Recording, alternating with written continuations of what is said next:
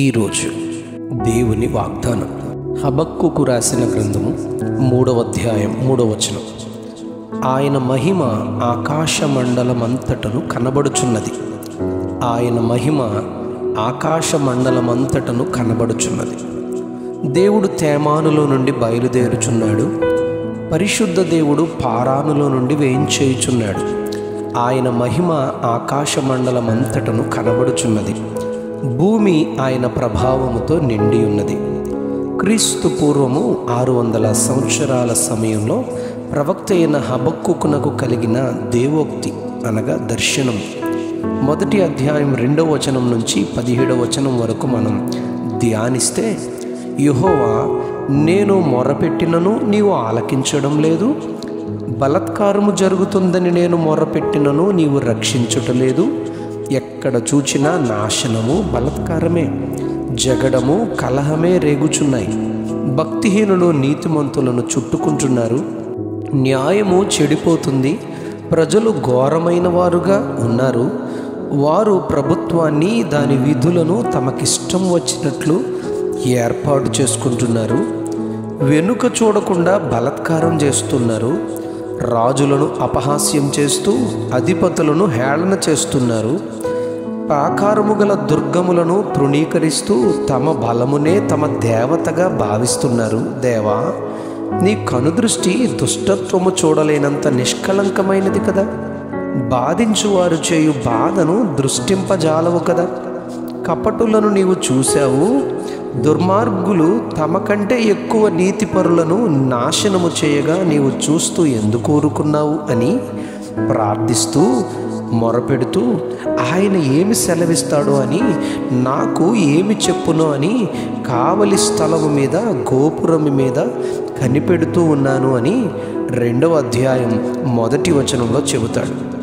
2వ అధ్యాయం 20 వచనాలు, 1 నుంచి 20 వచనాలు ధ్యానిస్తే, యెహోవా, నీవు చెప్పు మాటను ఒకడు పరుగెత్తుచూ ఉండగా చదువ వీలగునంతగా స్పష్టముగా నువ్వు రాయాలి అని ప్రవక్తతో దేవుడు మాట్లాడతారు.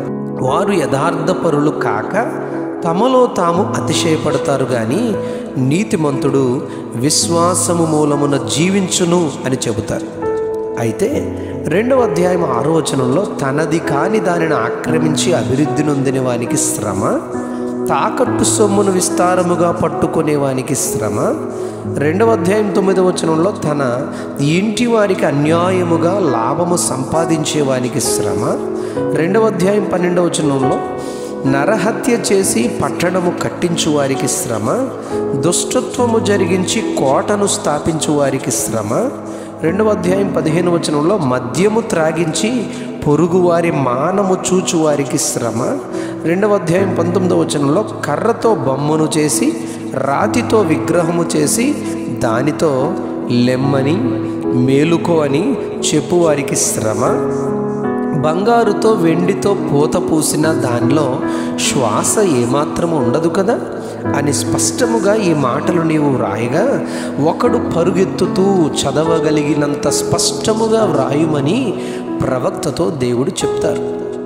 అనగా లోకములో ఈ మాటలు ఎంతో ప్రాముఖ్యము, అందరూ వీటిని తెలుసుకోవాలని దీని అర్థం. 3వ అధ్యాయము హబక్కూకు గ్రంథం 1వ వచనం నుంచి ఆ చివరి వచనం వరకు మనం గమనిస్తే ఇట్లా వ్రాయబడింది: యెహోవా, నిన్ను గూర్చిన వార్త విని నేను భయపడుతున్నాను. కోపించుచునే వాత్సల్యము జ్ఞాపకం చేసుకోండి అని ప్రార్థిస్తాడు ప్రవక్త. ఆ ప్రార్థనలో దేవుడు ఇలా చెబుతాడు, ఆయన చూస్తాడు. ఆ ప్రార్థనలో దేవునిని ఇలా చూస్తాడు ప్రవక్త. ఆయన మహిమ ఆకాశ మండలమంతట కనబడింది. దేవుడు తేమానులో బయలుదేరుతున్నారు. పరిశుద్ధ దేవుడు పారానులో నుండి వస్తున్నారు. ఆ సమయంలో ఏం జరుగుతుందంటే, భూమి ఆయన ప్రభావంతో నిండి ఉంది. 3వ వచనంలో. 4వ వచనంలో, సూర్యకాంతితో సమానంగా ప్రకాశం కనబడింది. 4వ వచనంలో, ఆయన హస్తకిరణాలు బయలు వచ్చాయి, దానిలో ఆయన బలము దాగి ఉంది అంటారు. 5వ వచనంలో, ఆయన ముందు తెగుళ్ళు నడుస్తున్నాయి. 5వ వచనంలో, ఆయన పాదాల వెంట అగ్ని మెరుపులు వస్తున్నాయి. 6వ వచనంలో, ఆయన నిలబడగా భూమి కంపిస్తూ ఉంది. ఆయన చూడగా జనులు ఇటు అటు తొలగిపోతున్నారు. 9వ వచనంలో భూమి బద్దలై నదులు ప్రవహిస్తున్నాయి. 10వ వచనంలో ఆయనను చూచి పర్వతాలు కంపిస్తాయి, జలములు ప్రవాహంగా పారుతున్నాయి, సముద్ర అగాధము ఘోషించి చేతులు పైకెత్తేస్తుంది. 11వ వచనంలో సూర్య చంద్రులు తమ నివాసంలో ఆగిపోతారు. 12వ వచనంలో బహురౌద్రము కలిగి నీవు భూమి మీద సంచరిస్తావు, మహోగ్రుడవై జనములను అణగద్రొక్కుతావు. 13వ వచనంలో నీ జనులను నీవు రక్షించుటకు బయలుదేరుతున్నావు అని హబక్కూకు అంత్యకాల పరిణామములను ప్రవచిస్తారు. ప్రవక్త ప్రవచించినట్లే నేటి ప్రపంచం, దేశాలు, రాష్ట్రాలు, పట్టణాలు, పల్లెలు, అందులో నివసించే ప్రజల స్థితి ఉందని ఈ సందేశాన్ని బట్టి మనం గ్రహించాలి. అయితే ద్వితీయోపదేశకాండం 33వ అధ్యాయం 2వ వచనంలో మోషే యెహోవా సీనాయి నుండి వచ్చును, పారాను కొండ నుండి ప్రకాశించును, ఆయన కుడిపార్శ్వమున అగ్ని మండుతుంది అని మోషే చెబుతారు. యెషయా ప్రవక్త 6వ అధ్యాయం 3వ వచనంలో సర్వలోకం ఆయన మహిమతో నిండి ఉంది, వారి కంఠస్వరము వలన గడప కమ్ముల పునాదులు కదులుతున్నాయి అంటారు. ఈ అంత్య దినాలలో జరగబోయే కార్యాలన్నీ నీతిమంతులను గూర్చి, దుష్టత్వమును జరిగించే వారిని గూర్చి కీర్తనాకారుడు ఇలా అంటాడు. 4వ వచనం నుంచి 6వ వచనం వరకు మొదటి కీర్తనలో దుష్టులు గాలి చెదరగొట్టు పొట్టువలే ఉంటారు, నీతిమంతుల సభలో పాపులు నిలువరు, నీతిమంతుల మార్గము యెహోవాకు తెలియును, దుష్టుల మార్గము నాశనమునకు నడుపును అంటారు. ఈ లోకంలో నేడు జరుగుచున్న ఈ అన్యాయం, తిరుగుబాటు, దుర్మార్గతను చూచి భయపడవద్దు. ఆయన రానై ఉన్నాడు. ప్రభువు రాక సమీపంగా ఉంది. ఆయన రాకడ కొరకై మనము ఆత్మలో పరిశుద్ధతలో సిద్ధపడి రెప్పపాటున మార్పు చెంది దేవుని రాజ్యము, పరలోక రాజ్యం మనం చేరుదాం. అట్టి ఆత్మీయ సిద్ధపాటును పొందుకొని సాగుదాం. ప్రియ పరిశుద్ధాత్మ దేవుడే మనలను సిద్ధపరచును గాక.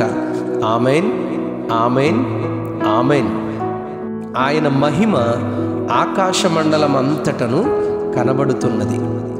ఆయన మహిమ ఆకాశ మండలం అంతటను కనబడుచూ ఉన్నది. ఆమెన్.